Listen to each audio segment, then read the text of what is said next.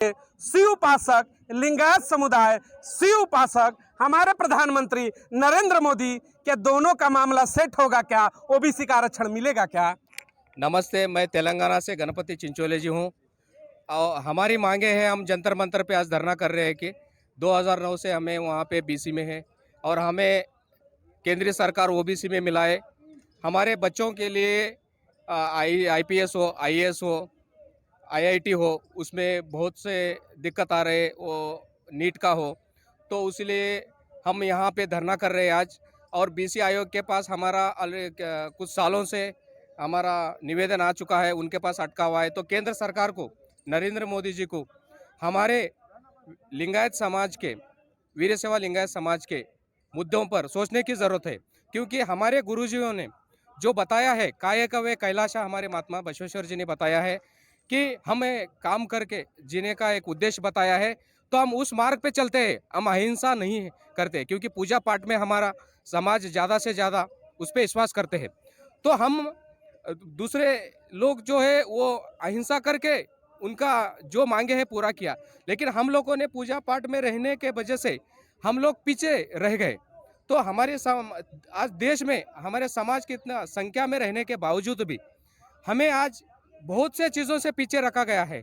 जैसा कि महिला के लिए हमारे महिला हॉस्टल की ज़रूरत है। हमारे समाज में बाहर लड़कियों को भेजते नहीं पढ़ने के लिए, क्योंकि हमारे समाज का अगर कोई हॉस्टल होगा, उनको पढ़ाई का कुछ जरिया होगा, तो वो पढ़ाई के लिए जा सके, ज़्यादा से ज़्यादा पढ़ के कुछ लायक बन सके।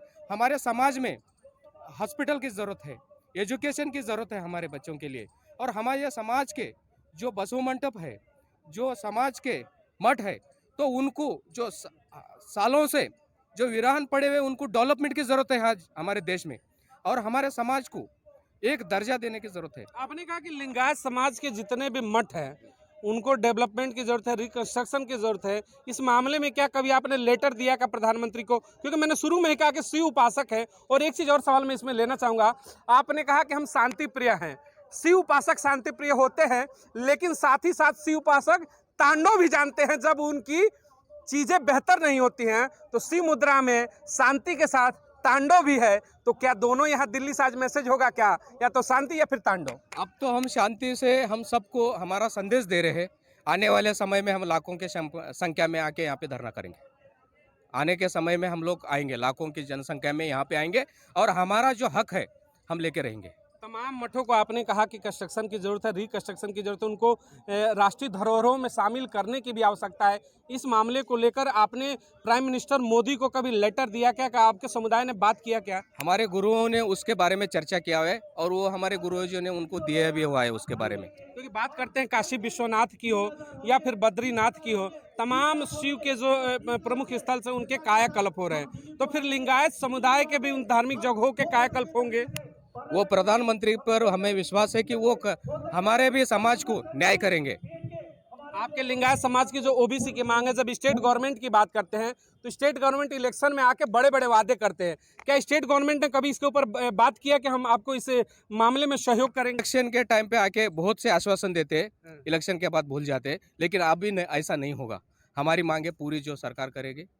मोदी हैं, मुमकिन है, विश्वास है कि होगा? बिल्कुल विश्वास है, क्योंकि उन्होंने बहुत कुछ काम किया है और आगे भी करेंगे, और हम उनको वही करते, उनको हम बोलना चाहते हैं कि हमारे समाज पे भी उनका दृष्टि रहे। 24 का चुनाव है, 6 से 8 महीने बाद उसका तमाम चीजें आ जाएंगी धरातल पर। तेलंगाना में पार्टियां पहुंचेंगी, तमाम दल पहुंचेंगे, भारतीय जनता पार्टी भी पहुंचेगी प्राइम मिनिस्टर मोदी के चेहरे को लेकर। उस समय का ये प्रमुख मुद्दा होगा ओबीसी आरक्षण।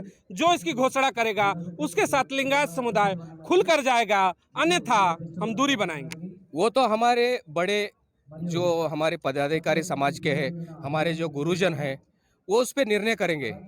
हम तो एक लिंगायत समाज के एक सेवक है, और हम एक कार्यकर्ता है। हम हमारे लिए लड़ रहे हैं। वो जो निर्णय होगा वो हमारे बड़े लोग करेंगे। आपने रामायण पढ़ी है? सुना है, पढ़ा भी। आप लोगों ने सुना होगा, क्योंकि भक्त मैंने एक चर्चा लास्ट आखिरी सवाल लूंगा।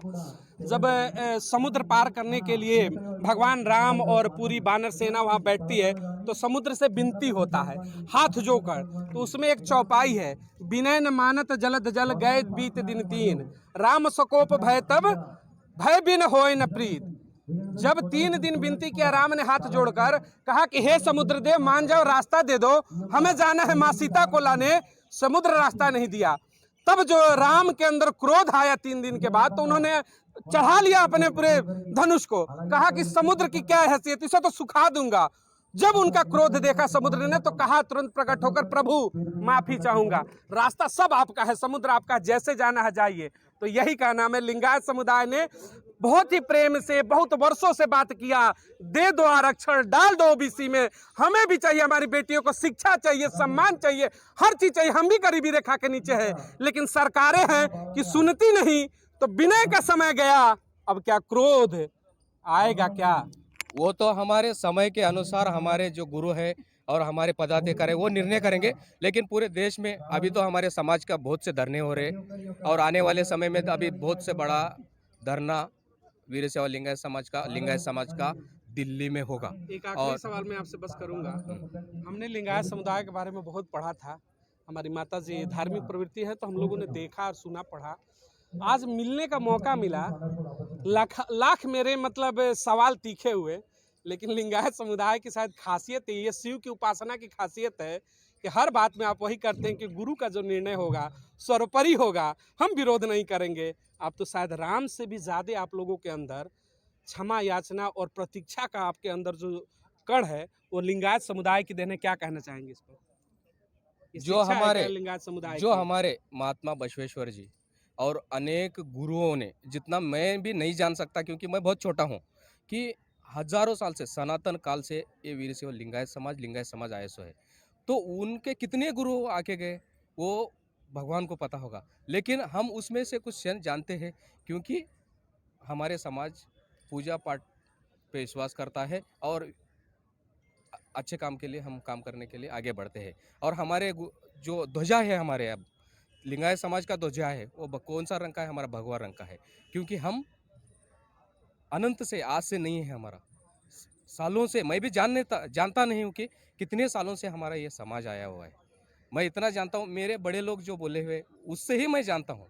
चलिए, बहुत बहुत धन्यवाद मिस्टर गणेश। देखिए, यही सनातन संस्कृति के लोग बात करते हैं, क्या है सनातन, क्या है संस्कृति।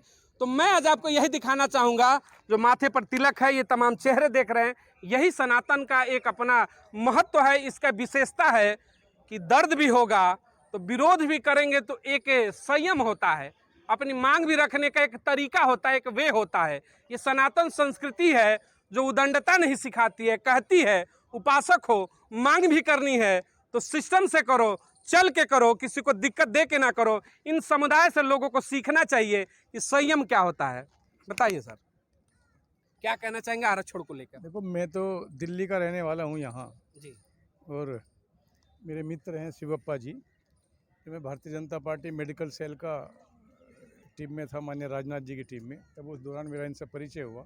इन्होंने मुझे बताया कि हमने यहाँ दिल्ली में आना है, मेरे पास मेरे ऑफिस में मिलने के लिए गए, ये सारी बात समझी। तो इन्होंने बताया कि लिंगायत समाज को ओबीसी का दर्जा तेलंगाना स्टेट में है, बीसी में है। इनका क्या है कि जो आगे आने वाली पीढ़ी है उनको थोड़ा सा और तरक्की मिले सरकार की तरफ से, जैसा रिजर्वेशन के अंदर फंडामेंटल राइट्स और लॉ उनके हैं गवर्नमेंट के द्वारा जो दिया जाता है। उसी विषय को लेकर के आज यहाँ ये काफ़ी संख्या में तेलंगाना से आए हैं। ये बड़ी बात है कि इतने बड़े क्षेत्र से, इतने दूर क्षेत्र से आकर के और यहाँ इस विषय को रखना, इतनी गर्मी के अंदर महिलाएं हैं, पुरुष हैं, काफ़ी महत्वपूर्ण लोग हैं।